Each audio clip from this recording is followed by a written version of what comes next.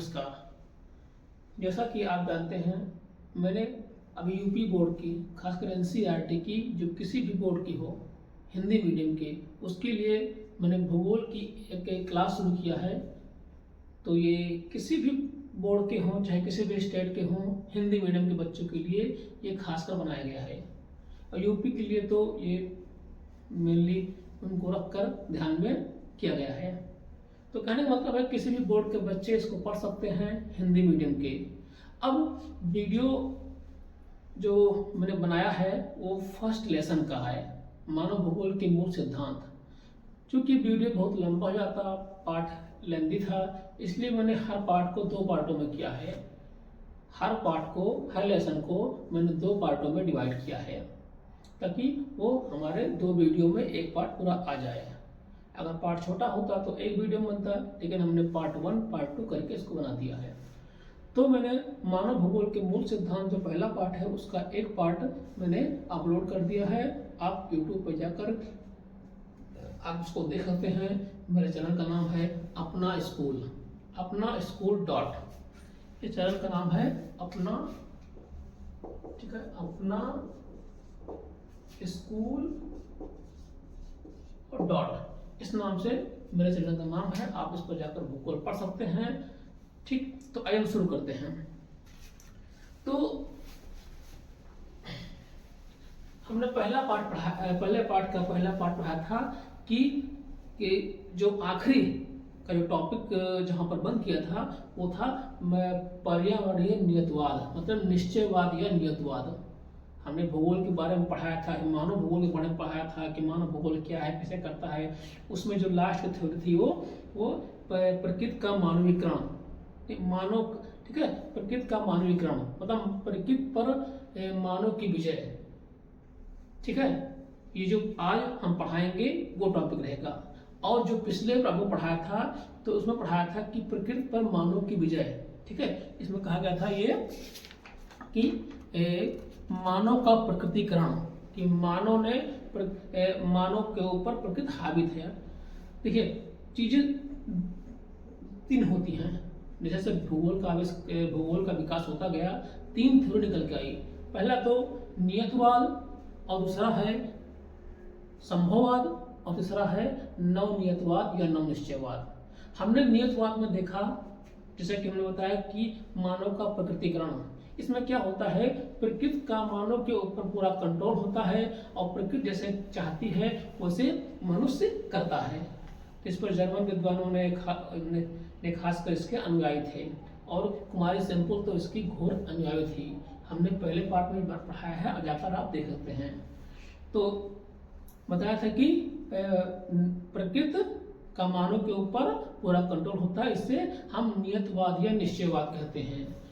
अब जैसे से भूगोल का आविष्कार हुआ, विज्ञान का आविष्कार, भूगोल का विकास होता गया, विज्ञान में बड़े बड़े आविष्कार होते गए, तब उसके हिसाब से थ्योरी बदलती गई। अब इसके बाद क्या करेंगे कि प्रकृति का मानवीकरण हो गया है। प्रकृति का मानवीकरण मतलब होता है कि मनुष्य प्रकृति का दास नहीं है, वो अपने विवेक के बल पर, अपने बुद्धि के बल पर, चाहे तो प्रकृति में फेरबदल करके वो अपने हिसाब से इसको कंट्रोल कर सकता है। जैसे हमने पहली थ्योरी पढ़ा था कि मान लीजिए ठंडी का मौसम हो रहा है और हम जाड़े में रहने के लिए मजबूर हैं क्योंकि प्रकृति ठंडी दे रही है, प्रकृति में हमें मौसम में बदलाव हो रहा है, हमें ठंडी सहना पड़ेगा। जब हम सहते हैं, जब प्रकृति हमें अपने हिसाब से चलाती है, जिसे कहते हैं नियतवाद। लेकिन यहाँ पर एक नया शब्द आया है, ठीक है, संभववाद। मतलब कि हम प्रकृति द्वारा दिए गए ठंडी को हम झेलने के लिए बाध्य नहीं हैं। हम चाहें तो इसमें फेरबदल करके हम ठंडी से बच सकते हैं। जैसे हमने कपड़े का आविष्कार कर लिया, जैकेट का आविष्कार कर लिया, ठीक है, और उसके बाद फिर हमने घर बना लिया, ठीक है, और गर्म एसी का आविष्कार कर लिया, गर्म एसी का आविष्कार कर लिया, ब्लोअर का आविष्कार कर लिया। इससे क्या हुआ, चाहे इतना ठंडी पड़ती हो हम उससे बच सकते हैं। मतलब प्रकृति के द्वारा दिए गए यातनाओं को हम मजबूर नहीं है सहन करने में। मतलब उसकी, मतलब कहने का मतलब है कि जो वो कहेगी उसको हम पूरी तरह मानने के लिए मजबूर नहीं है। आइए हम पढ़ते हैं। तो इसमें क्या क्या है प्रकृति का मानवीकरण में कि समय के साथ साथ से मनुष्य क्या क्या विकास करता गया, ठीक है, प्रकृति को भली भांति समझता गया, लेकिन ठीक है, और उसी के आधार पर मनुष्य अपना विकास भी करता गया। मतलब मनुष्य प्रकृति को समझता गया धीरे धीरे और उसके हिसाब से वो विकास करता गया, ठीक है। टेक्नोलॉजी के बल पर मानव पर्यावरण से विभिन्न साधनों को अपनी तरीके से, मतलब कि जिससे विकास करता गया मनुष्य, तो टेक्नोलॉजी के बल पर वो अपने हिसाब से प्रकृति को चलाने लगा, ठीक है। प्रकृति के संसाधनों को या प्रकृति के संसाधनों को उपयोग करके वो अपना काम निकालता गया, ठीक, जिससे अनेक संभावनाएं जन्म लिया। मनुष्य ने विकास किया और इससे अनेक संभावनाएं पैदा हुई और उसी से नाम निकला संभववाद। इसी संदर्भ में भूगोलवेत्ताओं ने, ठीक है, इसको नाम दे दिया संभववाद। और इससे दो संकल्पना का जन्म हुआ, ठीक है। इससे मनुष्य ने विकास किया और प्रकृति के इसी संसाधनों से, ठीक है, एक नई संभावनाएं पैदा की, इससे विकास किया और क्या हुआ कि इसको करना या प्रयोग करना सीख गया और दो संकल्पनाएं पैदा हुई। दूसरा है संभववाद, ठीक है। एक और है नव निश्चयवाद, ठीक। जो पहला हमने पढ़ा था वो खास क्या था, नियतिवाद, जो पहला पढ़ा था मैंने, ठीक है। संभववाद इसे कहते हैं पॉसिबिलिज्म,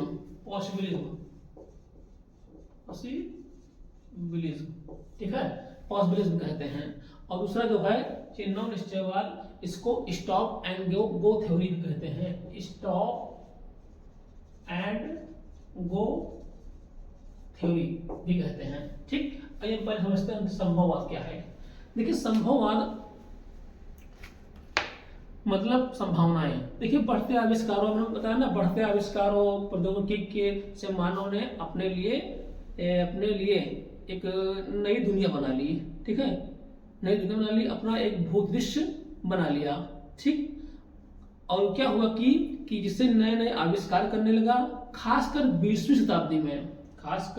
20वीं शताब्दी के आरंभ में मानवीय क्रियाकलापों का प्रभाव उत्तरोत्तर बढ़ने लगा। मतलब कि 20वीं शताब्दी मतलब 1950 से आज के पहले, मतलब 1900 के बाद क्या हुआ, आविष्कार भी कुछ होते गए। तो मनुष्य क्या करता गया कि आविष्कार किया और मनुष्य ने प्रकृति पर या प्रकृति पर्यावरण पर कंट्रोल करना सीख गया। मैंने बताया ना कि ठंडी से बचने के लिए एसी का आविष्कार कर लिया, अब गर्मी से गर्म एसी का, ठीक, और गर्मी से बचने के लिए ठंडी एसी का आविष्कार कर लिया। रोशनी नहीं थी इसके लिए ट्यूबलाइट या फिर तमाम बल्ब का आविष्कार कर लिया, ठीक। जल्दी पहुंचने के लिए हवाई जहाज का आविष्कार कर लिया, गाड़ी मोटर का आविष्कार कर लिया। तो आप देख रहे हैं तमाम नए नए आविष्कार हो गए हैं। आज इतने उन्नत कर गए हैं कि चाहे तो हम जहाज पे चढ़े हैं और जहाज से हम नीचे कूद सकते हैं, ठीक है। आज के 100 साल पहले 150 साल पहले का संभव था ऐसा, ये पागलपंथी थी। लेकिन आज हम पैराशूट के बल पर हम क्या करते हैं, जहाज से भी एरोप्लेन से भी कूद सकते हैं या समुद्र के अंदर जा सकते हैं, ठीक। तो मतलब ऐसे ऐसे काम कर सकते हैं जो पहले 100 साल 150 साल पहले वो संभव नहीं था, क्योंकि तब प्रकृति हावी थी। आज हम प्रकृति के साथ चलते हैं, ठीक है। तो हमने आविष्कार किए हैं। तो इसमें क्या गया है, इस संदर्भ में संभववाद का जो विचारधारा है, इसमें सबसे ज्यादा, ठीक है, संभववाद शब्द जो है वो मूल रूप से लुसियन फेब्रर ने बताया था, आगे हम बताएंगे।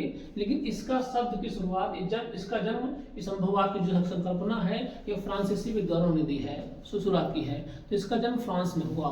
यहाँ पर है सर्वाधिक योगदान फ्रांसीसी भूगोलवेत्ताओं का था। उन्होंने कहा किसी प्रदेश या भूखंड के प्राकृतिक वातावरण के लिए कई संभावनाएं छिपी हैं।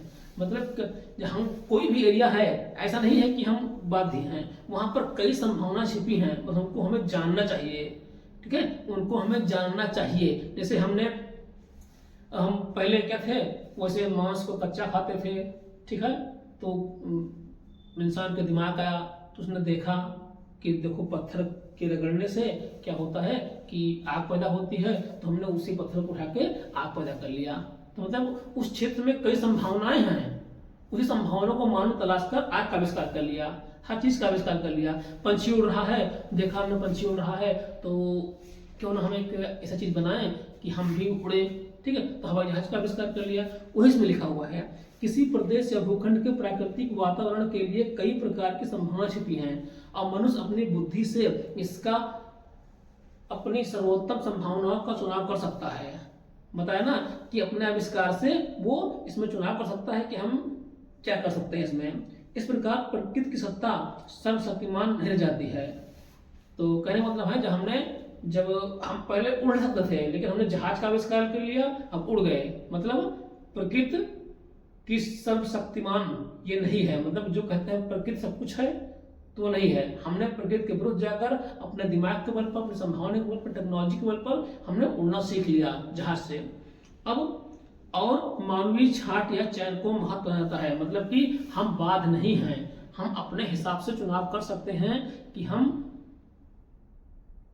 किस तरह से हम वहां पर रहेंगे। अगर मान लीजिए हम टुंड्रा प्रदेश में जाते हैं, टुंड्रा प्रदेश में हम ठंडी का मौसम है, तो हम ऐसा नहीं है कि हम वहां ठंड झेलेंगे, हम अपने हिसाब से चुनाव कर सकते हैं। ठंडी में भी रह सकते हैं और हम जाकर वहां पर कोई चैम्बर और ऐसे घर बना कर रहते हैं जहां पर का तापमान 20 डिग्री 25 डिग्री तक होता है। मतलब मनुष्य के रहने लायक हम बना रहते हैं। कहने का मतलब है कि हम बाध नहीं हैं, हम चाहे तो इस प्रकृति में फेरबदल करके हम अपना चुनाव कर सकते हैं कि हमें कैसे रहना है। इसी कहते हैं मानवीय काट छांट कहते हैं, ठीक।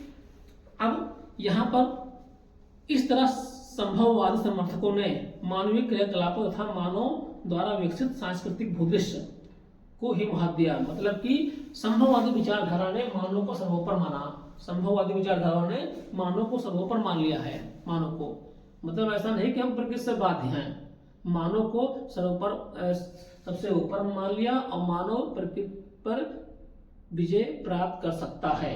मतलब यहाँ पर मानव सर्वोपरि पर है। नियतवाद में प्रकृति सबसे ऊपर है, लेकिन संभववाद में मानव सबसे ऊपर माना गया है। मानव, ठीक है, प्रकृति पर विजय प्राप्त कर सकता है।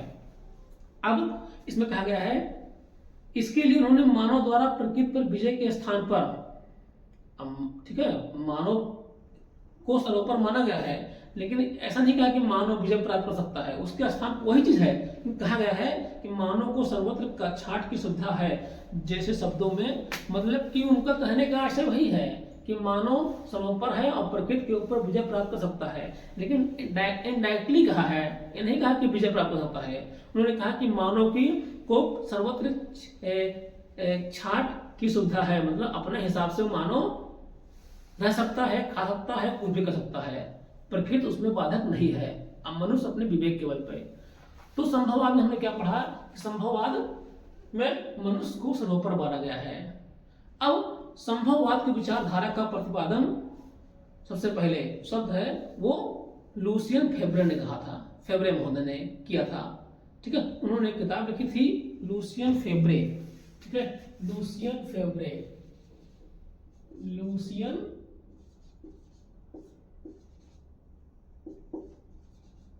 फेब्रे। अगर आपको यहाँ इसको दिखाते हैं बाद में, अगर आपको दिखा पढ़ना हो तो लिख लीजिए लूसियन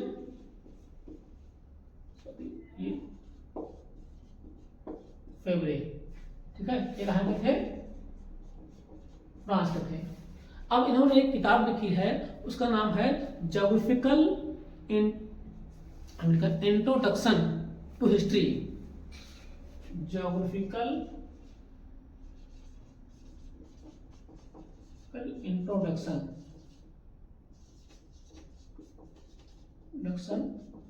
टू हिस्ट्री। ये कब लिखी है? ये लिखी है 1925 में, ठीक। इन्होंने क्या लिखा है?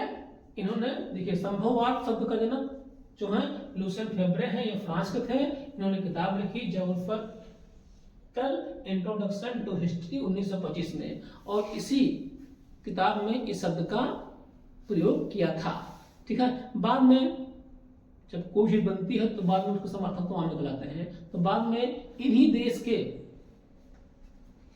जीन बूम्स Jean Brunhes Blache Vidal de la Blache, उनका नाम है विडाल डिला ब्लास महोदय, ब्लास महोदय, ठीक है। और डिमांजिया डिमांजिया डिमांजिया महोदय, ठीक है।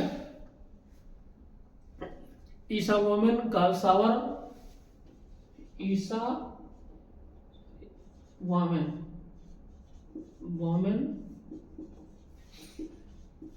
Karl Sauer, Carl O Sauer का नाम है, कार्ल ओ शावर, ठीक है, ने आगे चलकर इसका समर्थन किया। कार्ल शावर जो कि अमेरिका के थे, ठीक है, ठीक है। Isaiah Bowman Carl shower America के थे, ठीक है, और ये सब फ्रांस के थे।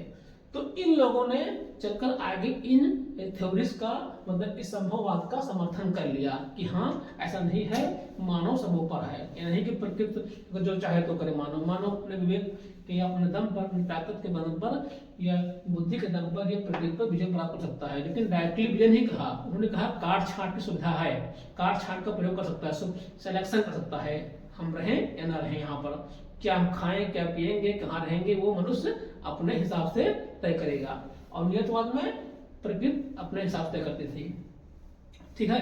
तो इसका आगे समर्थन किया। प्रश्न पूछते हैं कि संभववाद के जनक फेब्रे और इसके जो समर्थक थे ब्रून्स, ब्लास, डिमांजिया, वोमेन, कार्ल सावर, ठीक है, ये लोग समर्थक थे। अब आगे चलकर फेब्रे ने एक सिद्धांत दिया था। फेब्रे ने कहा था कहीं कोई अनिवार्यताएं नहीं है, पता है आपको। उन्होंने कहा था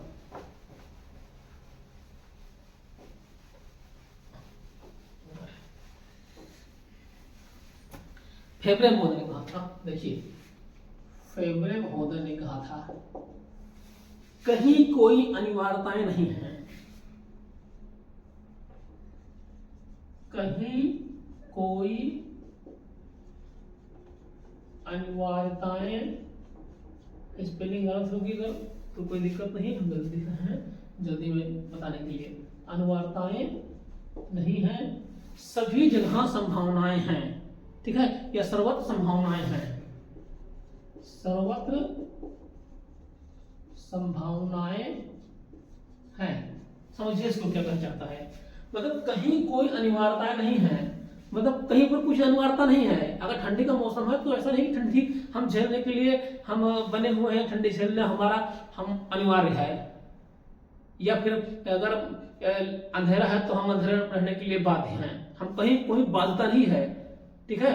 अगर हम ठंडी के मौसम में आते हैं, ठंडी के मौसम झेलने के लिए बाध्य नहीं है, हम अपने हिसाब से सर्वत्र संभावनाएं हैं, वहां पर जो मौजूद चीजें हैं उनसे हम अपने लिए एक घर बना सकते हैं, कोई चीज ऐसा कर सकते हैं जिससे ठंडी से हम बच जाएं। सर्वत्र संभावनाएं हैं, संभावनाएं हर जगह हैं, ठीक है। जैसे हम एक एग्जाम्पल देते हैं, जैसे मान लीजिए हम जंगल में जा रहे हैं, एक जंगल में हैं, ठीक है, या कुछ जा रहे हैं, ठीक। अब हम जा रहे हैं कहीं पर, ठीक है, जैसे हम वही जगह पर जा रहे हैं, ठीक है, जा रहे हैं। अब ऊपर से पानी गिरने लगा, हम तो भीग रहे हैं, लेकिन ऐसा नहीं कि हम भीगते रह जाएं। हम अपने दिमाग के बल पर, अपने बुद्धि के बल पर वहां पर देखें कहीं पर क्या है, तो या फिर कहीं पेड़ के नीचे, ठीक है, या कहीं पेड़ के नीचे खड़े हो जाएं, या फिर हम कोई चीज हो, बड़े बड़े पत्ते हैं, ठीक है, बड़े पत्ते हैं, या फिर कोई ऐसी चीज है जिसके नीचे हम खड़े हो जाएं, ठीक है, या फिर अपने विवेक के बल पर हमने पॉलिथीन का आविष्कार कर लिया, छाता का आविष्कार कर लिया, ठीक है, छाता बना दिया, हम उसके नीचे खड़े हो गए, अब पानी चाहे इतना बरसे तो हम उससे बच सकते हैं।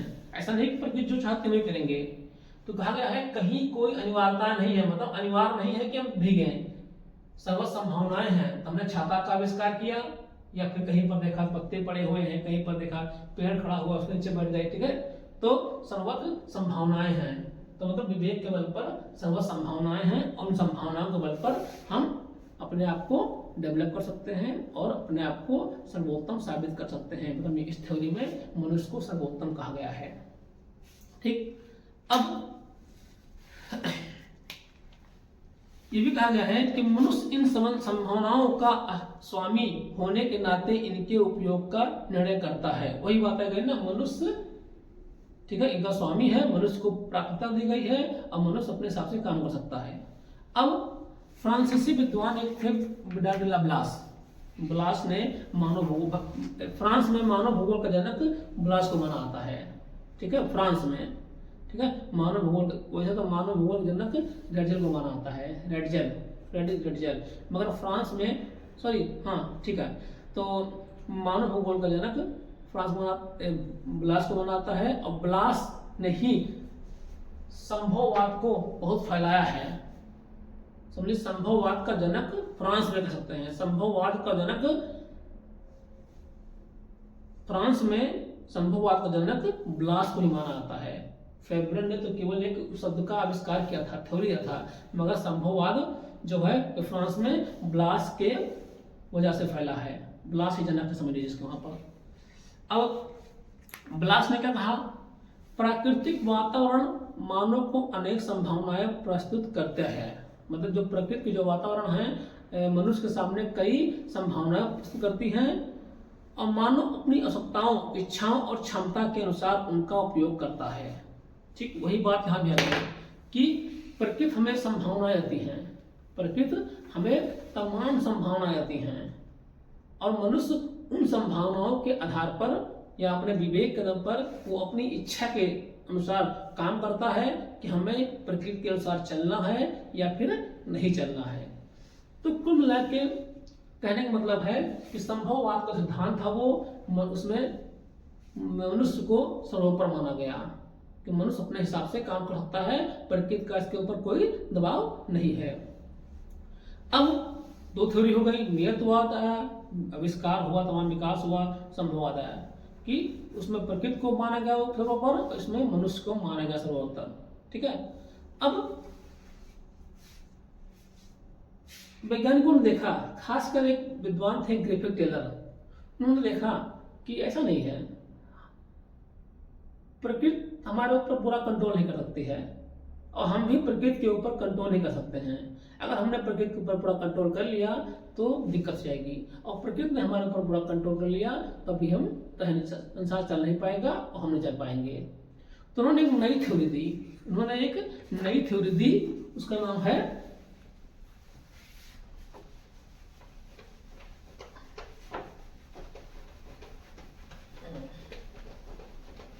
ठीक हम लाल से लिखते हैं, दिक्कत होती है, उसका नाम है नवनियतवाद। नवनियतवाद या नव निश्चयवाद। ठीक, और इसका एक नाम और भी है, रुको एवं जाओ सिद्धांत। ठीक, स्टॉप एंड गो थ्योरी। ठीक है, और अगर इसको कहें अंग्रेजी में डिटरमिनिज्म। ठीक है, डिटरमिनिज्म। ठीक, इसका जो प्रतिपादन किया था एक विद्वान थे ग्रिफिथ टेलर, यूएसए, ऑस्ट्रेलिया मुल्क थे लेकिन ये अमेरिका में थे। इनका नाम था क्या, ग्रिफिथ टेलर ने नवनियतवाद चाहे कहो, चाहे नव निश्चयवाद कहो, चाहे रुको और जाओ सिद्धांत कहो। रुको और जाओ सिद्धांत इसका बाद में नाम पड़ा है, क्यों पढ़ा हम बताएंगे। तो नवनियतवाद का प्रतिपादन ग्रिफिथ टेलर ने किया था। अब टेलर की संकल्पना क्या है, पर्यावरण निश्चयवाद और संभववाद के बीच की। मैंने बताया ना कि ना तो प्रकृति का मनुष्य के ऊपर कंट्रोल है और ना तो मनुष्य का प्रकृति के ऊपर कंट्रोल है, दोनों के बीच की थ्योरी है, दोनों के बीच का। ठीक है, कहने का मतलब है कि हमें ऐसा विकास करना चाहिए जैसे हमने प्रकृति ने हमारे ऊपर कंट्रोल किया, हम कुछ नहीं कर पा रहे हैं। ठीक, ठीक, और हमने प्रकृति के ऊपर कंट्रोल कर लिया जिससे तमाम देखते हैं आप तमाम तरह की चीजें मतलब कि पर्यावरण समस्याएं उत्पन्न हो रही हैं, प्रकृति में तमाम असमंजस पैदा हो रहा है। जैसे हमने जहाज बना लिया, बनाया था, मोटर गाड़ी बना लिया, उससे निकलने वाला पोल्यूशन कितना नुकसान कर रहा है, ग्लोबल वार्मिंग कर रहा है, तमाम चीज़ें असंतुलित हो रही हैं। तो हमने विजय प्राप्त कर लिया और देखा तो विजय प्राप्त नहीं किए हैं। उस प्रकृति ने हमें इसके बदले में उसका खामियाजा भुगतने के लिए तैयार रखा है। तमाम जहाँ बाढ़, आपदाएं, तमाम लोग मर रहे हैं, ये सब चीज़ें पैदा हो रही हैं। समझ लीजिए कि हमारे और उनके बीच में एक लड़ाई चल रही है, हम बड़े हैं कि तुम बड़े हो। ये कहते हैं हम बड़े, संभववाद वाले कहते हैं हम बड़े हैं, और नियत वाले कहते हैं प्रकृति बड़ा है। एक लड़ाई चल रही है और लड़ाई में जानते हैं क्या होता है। तो उस लड़ाई को शांत करने के लिए, उस लड़ाई के बीच का, जैसे तक दो लोग लड़ाई करते हैं तो लड़ाई तब शांत होती है जब बीच का रास्ता निकाला जाता है बातचीत से। तो उसी बीच का रास्ता निकालने के लिए कृपी टेलर महोदय आए, उन्होंने निकाला कुछ ऐसा किया जाए तो नियतवाद और संभववाद के बीच में नव नियतवाद या नव निश्चयवाद या रुको और जाओ निश्चयवाद संभावना किया। अब उसमें क्या कहा कि इस विचार के अनुसार मनुष्य के सामने प्रकृति ने कुछ सीमाएं निर्मित की है। इसमें देखो लिखा हुआ है, मनुष्य के सामने प्रकृति ने कुछ सीमाएं निर्मित की हैं। यदि मनुष्य अपना सर्वांगीण विकास चाहता है तो प्रकृति की इन सीमाओं का उल्लंघन न करे, यानी बुद्धिमत्तापूर्ण निर्णय करे। जैसे हम एक उदाहरण देते हैं, पहले समझिए क्या कहना चाहते हैं कि मनुष्य ने एक सीमा निर्धारित की है कि इस सीमा के अंदर रहोगे तो हमारा तुम्हारा चलेगा, विकास होगा, जिससे हम बना रहे हैं। इससे मनुष्य ने क्या किया, तेज चलने के लिए गाड़ी का आविष्कार कर दिया, ठीक है, मानव कार का आविष्कार कर दिया, ठीक किया। अब वो तेज चल रहा है, ठीक है, तेज चल रहा है, लेकिन इससे निकलने वाला धुआं जो है ये पर्यावरण को बहुत नुकसान कर रहा है, नुकसान बहुत कर रहा है। इससे पर्यावरण या हमारा जो, ठीक है, नुकसान कर रहा है पर्यावरण। और जब नुकसान करेगा पर्यावरण तो तमाम तरह के जहरीली गैस निकलेंगी, तमाम तरह के केमिकल वर्षा होगी, एसिड रेन होगी जो यूरोप में होती है। हाँ, तो हमें नुकसान करेगी। मतलब हमने जो निकाला प्रकृति के ऊपर गया, प्रकृति को नुकसान हुआ और प्रकृति ने हमारे ऊपर फेंक दिया। तापमान गर्म होगा, ग्लोबल वार्मिंग होगी, समुद्र का तापमान बढ़ेगा, बाढ़ आएगी, सुनामी आएगी। तो क्या हुआ, हमने जो काम किया प्रकृति के ऊपर विजय प्राप्त की, प्रकृति ने उल्टकर हमें जवाब दिया, हमारे ऊपर आ गया, नुकसान हमको भी हुआ, उसको भी हुआ।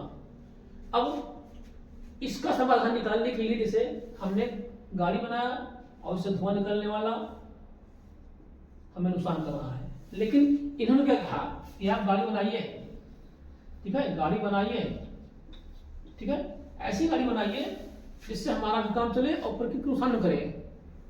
जैसे क्या किया जाए कि हमने इलेक्ट्रिक या बैटरी वाली हम गाड़ी बना दिए, ठीक। तो इससे क्या हुआ है कि हमारी गाड़ी भी चल रही है, अब गाड़ी तो बंद होगी नहीं, तो गाड़ी भी चल रही है, हमारा काम भी हो रहा है और इससे धुआं भी निकल रहा है। या सीएनजी बना दिया, इससे क्या होता है कि धुआं भी नहीं निकलता है, हमारी गाड़ी भी चलती है, हमारा काम भी चलता है और प्रकृति को नुकसान होता है। प्रकृति भी खुश, हम भी खुश, दोनों के बीच का हो गया, न प्रकृति हावी न हम हावी, दोनों नियतवाद हो गया, ठीक। इस तरह से इसे कहते हैं नवनियतवाद। अब देखिए, वास्तव में ना तो प्रकृति के मानव के लिए ऊपर पूर्ण देखा तो वास्तव में ना प्रकृति का मानव के ऊपर पूर्ण अधिकार है और ना ही मानव का प्रकृति के ऊपर, जैसा मैंने बताया, बल्कि दोनों एक दूसरे के ऊपर निर्भर हैं, ठीक है। अगर हम सारे पेड़ काट देंगे तो हम क्या रहेंगे, हमारे ऊपर दिक्कत आएगी, हम मर जाएंगे, हमें ऑक्सीजन नहीं मिलेगी। और अगर बहुत पेड़ हो गए तो भी दिक्कत हो जाएगी, अगर सब पेड़ काट डालेंगे तब भी दिक्कत हो जाएगी। तो दोनों को अंतर संबंध है, दोनों को एक साथ बैलेंस हाथ मिला के चलना पड़ेगा, जिसका सही उपयोग मानवीय विकास के लिए आवश्यक है। अगर ऐसा करेंगे, मैंने बताया ना कि अगर बैटरी वाली गाड़ी चला देंगे सीएनजी वाली तो धुआं भी नहीं होगा और हमारी गाड़ी भी चलेगी, ठीक है। अब ग्रिफिथ टेलर ने अपनी एक पुस्तक लिखी, ग्रिफिथ टेलर ने अपनी एक पुस्तक लिखी, उसका नाम है ज्योग्राफी ए 20th सेंचुरी, ज्योग्राफी ए 20th सेंचुरी, 20वीं शताब्दी में भूगोल, 20वीं शताब्दी में भूगोल में इसी विचारधारा का उल्लेख किया। किसे? नवनियतवाद विचारधारा का उल्लेख किया। ठीक। और उन्होंने कहा मानो किसी, ठीक है, इसमें लिखा हुआ है देश के विकास को तीव्र या कम कर सकता है, लेकिन मानो किसी देश के विकास को तीव्र या कम कर सकता है, लेकिन यदि वो बुद्धिमान है तो उसे प्रकृति वातावरण द्वारा निर्देशित दिशा से हटाने चाहिए। देखिए बहुत बड़ी बात है कि मानो, इसे इसको समझते हैं,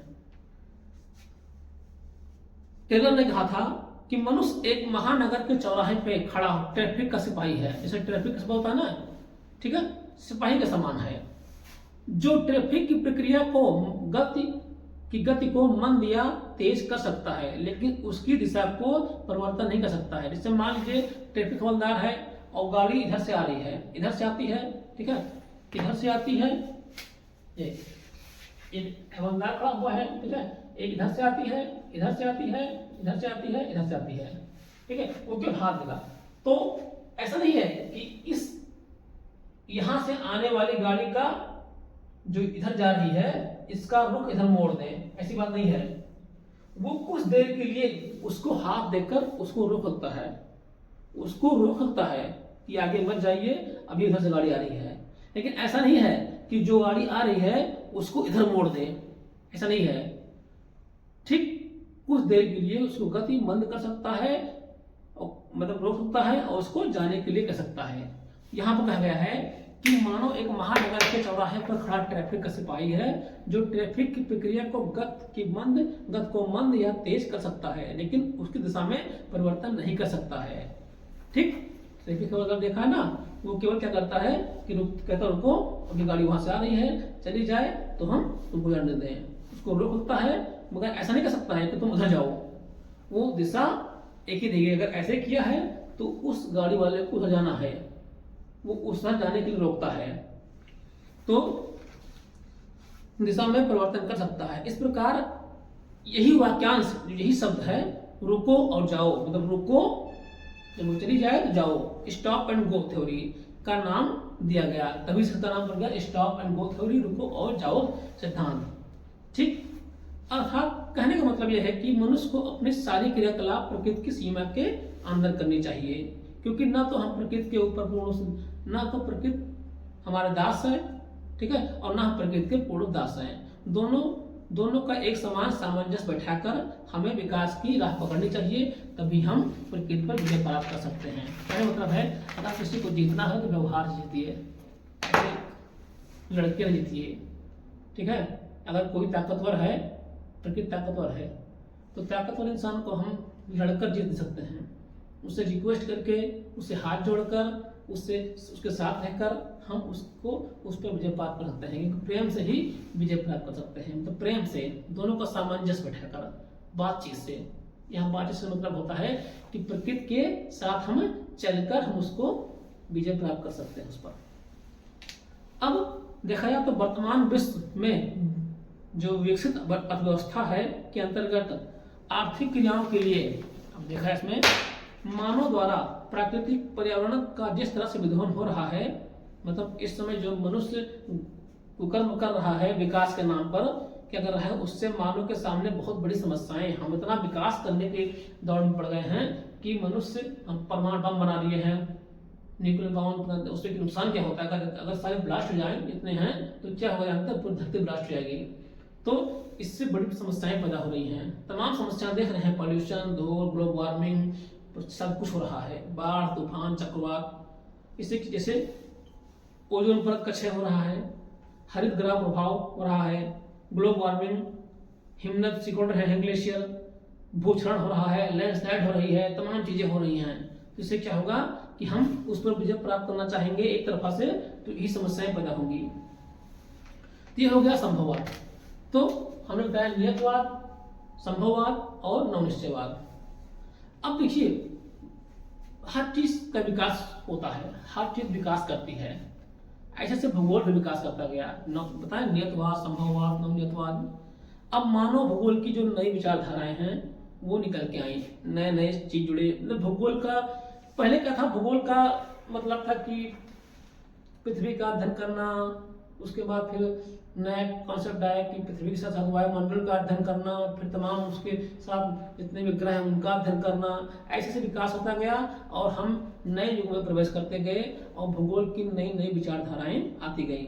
जैसे पहला है कल्याण परक भूगोल, ठीक है। इसमें मानव समाज में मिलने वाली असमानताओं तथा मानवीय कल्याण के विभिन्न पक्षों का अध्ययन किया जाता है। इसमें मानव के व्यवहार का अध्ययन किया जाता है, इसमें मानव भूगोल के अंतर्गत जो आता है।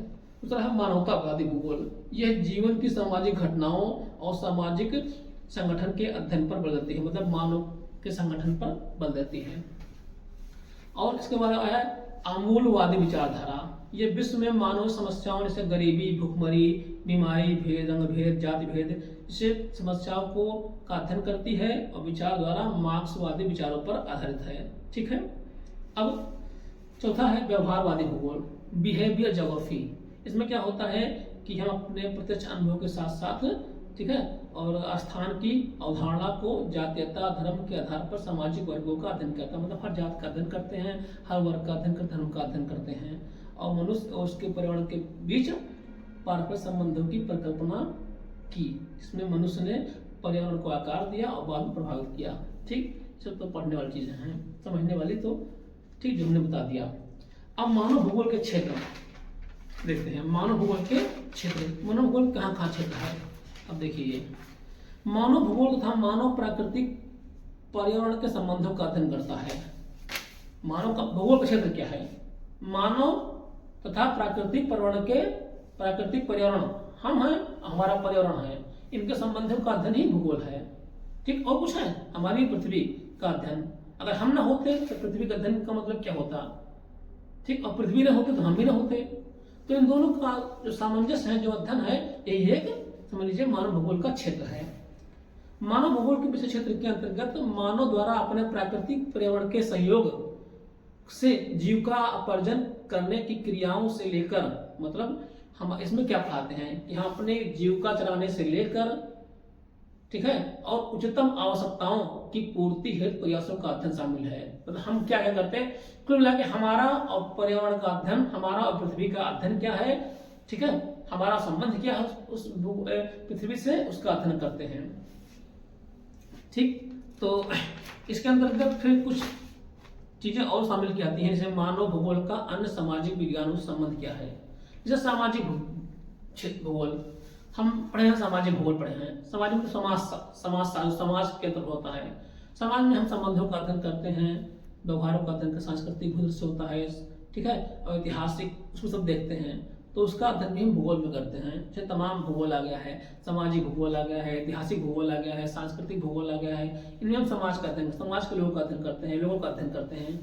दूसरा है नगरीय भूगोल, नगर नाम से है। नगर मतलब होता है कि हम नगरों का, अधिवासों का अध्ययन करते हैं, इसी के नाम पे नगरीय भूगोल और अधिवास भूगोल का अध्ययन भी हम करते हैं, ठीक। अगला है राजनीति भूगोल। राजनीति पॉलिटिकल साइंस एक विषय है, लेकिन भूगोल में भी हम कुछ चीजें अध्ययन करते हैं। निर्वाचन भूगोल, सैन्य भूगोल, ठीक है, इसमें आप पढ़ेंगे हार्टलैंड थ्योरी, जो पढ़ते नहीं है, रिमलैंड वगैरह, ठीक। तो इसमें हम क्या करते हैं, अब ये कक्षा 12 के थोड़ा स्तर पर ही है, आगे जब पढ़ते हैं सब किताब बन जाती है, तो ये सब चीज़ों का अध्ययन करते हैं। अगला है जनसंख्या भूगोल। जनसंख्या तो भूगोल का पार्ट ही है, तो इसमें जननांकीय अध्ययन, मतलब कि जनसंख्या कहाँ पर कम है, कहाँ पर ज़्यादा है, कैसे क्या बढ़ी है, इसका अध्ययन करते हैं। अब अधिवास भूगोल बता रहे हैं, नगर और ग्राम का, गाँव का, कैसे गाँव एक नगर बनता है, उनका अध्ययन करते हैं। आर्थिक भूगोल, आर्थिक भूगोल में संसाधन भूगोल, ठीक है, आर्थिक भूगोल में से अर्थशास्त्र है, आर्थिक भूगोल का अध्ययन करते हैं। इनमें कृषि भूगोल, विपणन, पर्यटन भूगोल, ठीक है, तमाम चीज़ों का, व्यापारिक भूगोल, तमाम चीज़ों का अध्ययन हम करते हैं। तो इस तरह से हमने पहला पाठ पूरा कर दिया है। और इसमें हमने देखो अपने जिस भाषा का प्रयोग किया पढ़ाने के लिए, अपनी भाषा का प्रयोग, मतलब इस तरह से उदाहरण देकर बताया ताकि आप लोग जान जाएं। मैंने किताबी बातें एकदम सही बताई है, हमने अपने भाषा में तो एकदम से समझ लीजिए कि उदाहरण देकर छोटा छोटा हमने बताने का प्रयास किया है। फिर भी अगर आपको नहीं समझ में आता है, कुछ कोई दिक्कत है, तो आप हमें कमेंट कर सकते हैं।